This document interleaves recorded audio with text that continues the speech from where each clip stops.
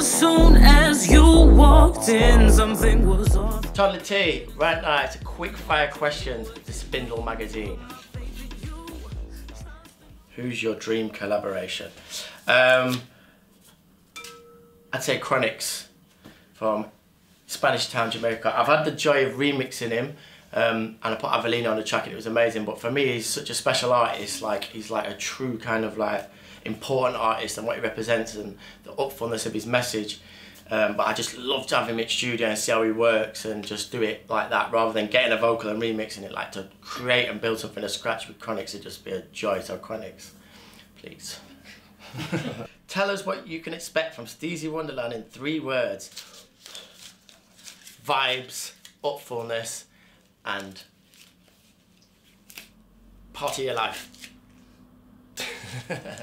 What was the first record you bought? You know what, it's so funny, everyone's like, yeah, it was like, you know, Tupac, or, you know, it was like an NWA compilation, but I'm pretty sure the first record I bought was Meatloaf. And I actually went to see him at Sheffield Arena twice. So I hang tight Meatloaf for the foundation settings of Toddla T at the bars.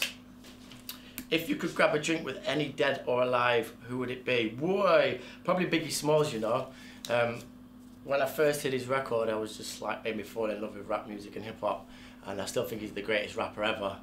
I just love to sit with him and just reason with him for like 5 minutes. It's just like, and his tone as well, like just to hear his voice in the flesh would be like, raw. Biggie. What do you miss most about Sheffield? I miss my family, obviously, but I also massively miss the politeness and upfrontness and happiness of the people. Like the fact that a right hard bloke can call you love and it's not weird, or that every single person says hello and thanks and please. And in London, I've tried to not get that to me. Like, I don't want to be that guy and I get super upset when people are rude, but when you go back home, you don't have to worry about that. I think the people are so warm and lovely. It's definitely the character and warmth and happiness of the locals that makes me think, oh, I wish I could go back home. What's the worst job you've ever had? You know what I had to do? This is mad. Like, I worked in like a sports centre, just doing like bits and bats, like not sports stuff as you can probably tell, but like more like admin.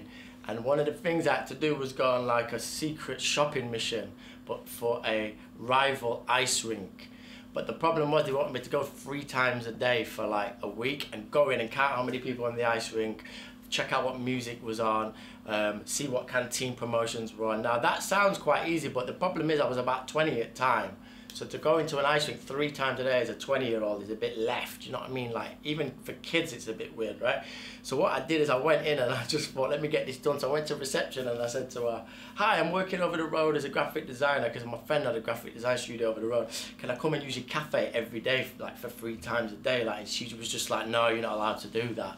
So I basically messed up the whole operation straight away, because every time I went in from then I couldn't see the receptionist. I mean, it was an absolute nightmare. How do you go into an ice rink 3 times a day with hidden identity and like try and count people on the ice? It was horrible. Pre-gig rituals, not really.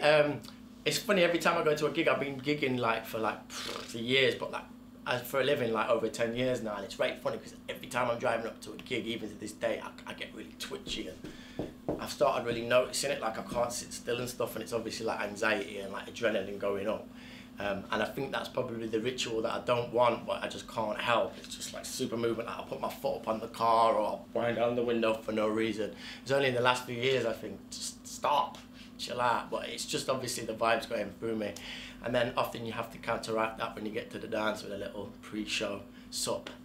And that's something else I need to stop as well. What is the best thing about working with Andrea Martin? Boy, I mean, we did a lot of the record Foreign Light like via the net, so she'd send me like vocals, stems, and it was every time they landed I knew they was going to be special, but it was just opening them up and hearing them for the first time was just like Christmas Day.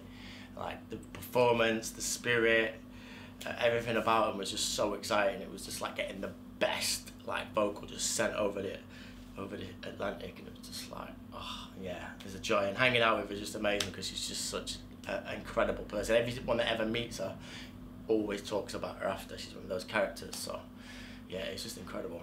Who and what were your biggest inspirations behind your music? Well, initially it was hip-hop and rap music. Growing up, listening to Pirate Radio and Tim Westwood on Radio 1 and watching MTV Rap, so I guess that's the foundation, it's like hip-hop and rap. As I started raving and going to sound system parties, you'd hear reggae, dancehall, garage.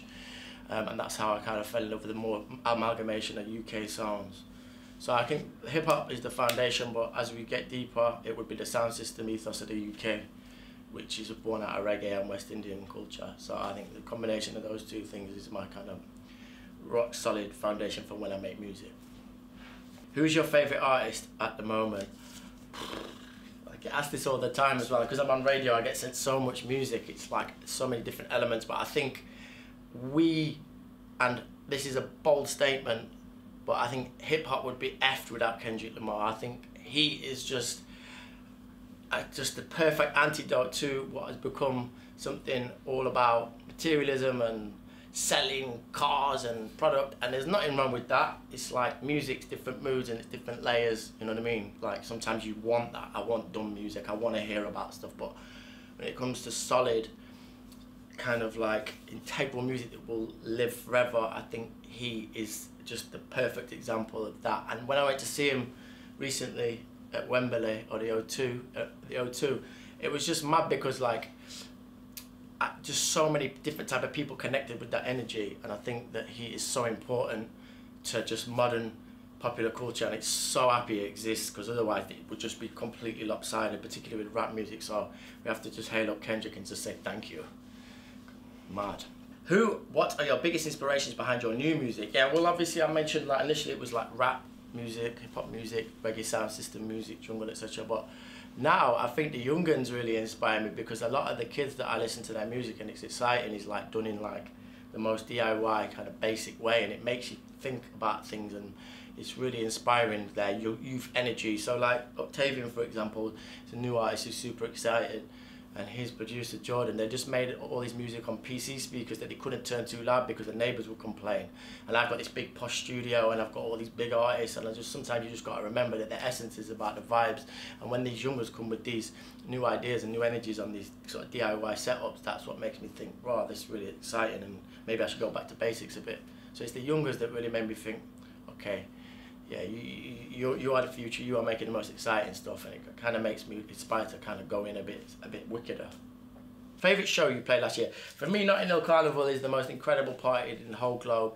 It breaks down barriers, there's no entrance fee, there's no dress code, there's no rule on who you are and what you look like. There's sound systems that sound better than any club in the UK, and the bolted next to each other, and when I DJ there I feel the spirit of community and multiculturalism and people coming together like no other place. And last year I had the joy of jumping on a couple sounds, and it's always my favourite time of the year, and because it's on my back door as well, it feels even more exciting, because I see streets that are literally tumbleweed, and then come that bank holiday weekend it turns into like the most exciting and important party. So there's no doubt about it, Notting Hill Carnival last year was just insane. It's never gonna happen.